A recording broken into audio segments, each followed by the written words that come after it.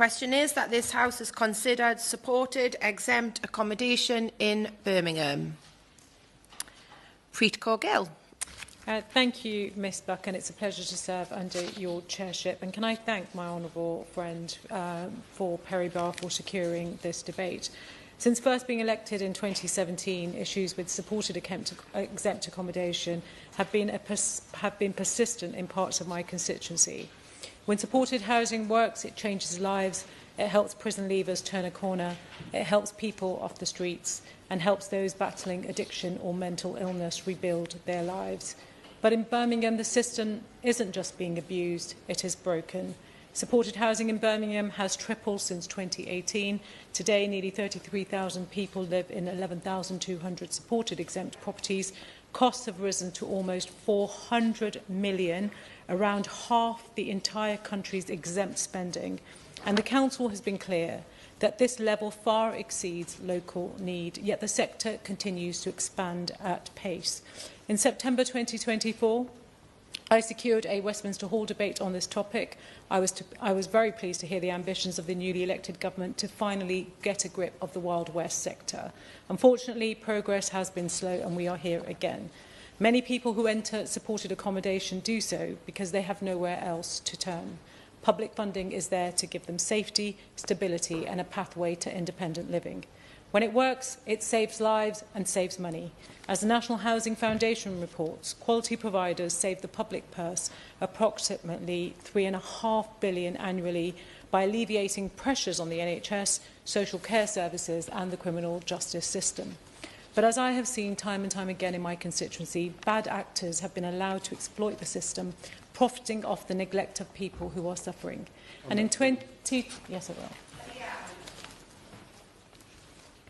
I would like to thank my neighbouring Member of Parliament for giving way, and she's making a very important point about rogue providers. The Council needs to be given all the necessary regulatory powers and all loopholes need to be closed if we're going to make supported accommodation effective in neighbourhoods.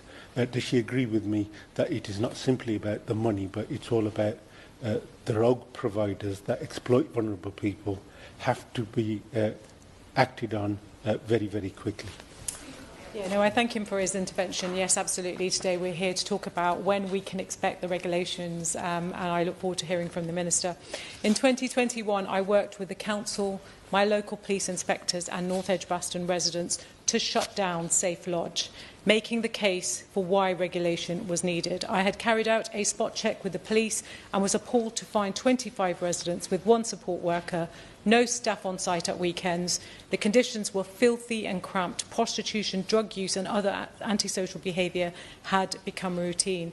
It was the first case in the country of an exempt property being shut down, but it took more than a year with the matter before the courts, really making the case for why this regulation is so important. Safe Lodge was a symptom of our system, and I want to thank many campaigners, but in particular Jane Haynes at Birmingham Live and Nick Hall. Nick Hall is a constituent of mine. He wrote an excellent piece in Central Bylines where he spoke to many of the residents in North Edgbaston living in exempt accommodation, and he told me that one 42-year-old man feared for his health, saying he doubts that he will reach 50. And another said it is safer to live in a park than in the provider's rooms. Since then, West Midlands Police have publicly highlighted links between the exempt sector and organised crime gangs, money laundering, fraud and drug dealing, and the impact on the community is real. One constituent, a veteran who served for 36 years, recently told me he plans to sell his home and leave the area because the property next door was suddenly converted into exempt accommodation without any consultation. He fears these rogue providers have no care for those that they support or the local areas that they set up shop in. And we cannot continue like this.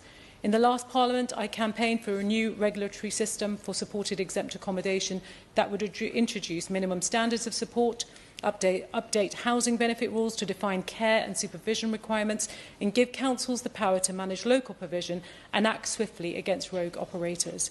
Yet we are still waiting for the new regulations to be introduced under the Supporting Housing Act 2023. And in July 25, the previous Minister stated that they aim to publish the government's full response to the consultation on these measures after the summer recess. And in response to my written parliamentary question, the current Minister said on the 13th of January of this year that the response would be published as soon as possible. So I hope the Minister today can give us an update on when we can expect to see the government's response to the consultation, so we can get on with bringing in these crucial regulations.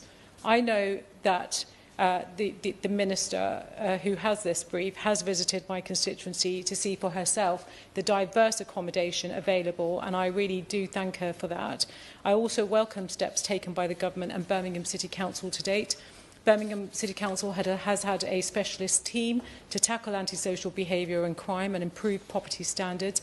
I'm grateful to the Government to extended the Supporting Housing Improvement Programme with an additional £1.5 million to Birmingham. But since the team was set up, over 9,000 of the most severe hazards, such as severe mould and fire risks, have been removed.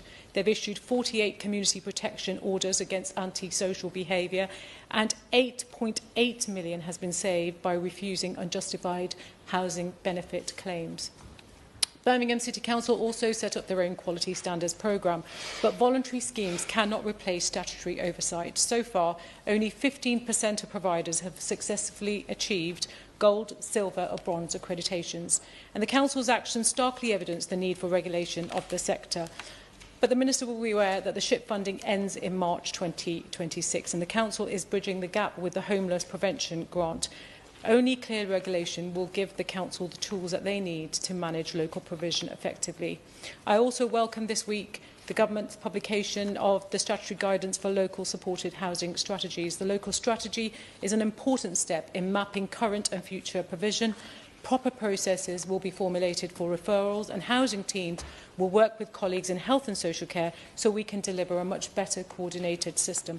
But we must go further. Local authorities are still saying that without new regulations to define minimum standards of support and empower councils to crack down on exploitative providers, vulnerable people and taxpayers will continue to be ripped off. The statutory guidance is an important first step, but it will not fix the problem my constituents are facing today unless we move at pace to bring in these regulations. And none of this is to dismiss the many excellent providers who deliver high-quality support every day. Many of them are doing a really good job, and they play a crucial role and change lives. But the sector has also attracted landlords who see vulnerable people as a source of income rather than a responsibility. And without firm oversight, these operators undermine good practice, they exploit residents, and they damage our communities.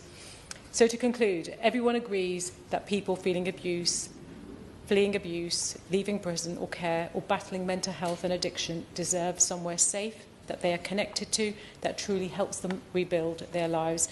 Our communities also deserve to feel safe, and taxpayers deserve to know that their money is protecting people, not enriching those who exploit them.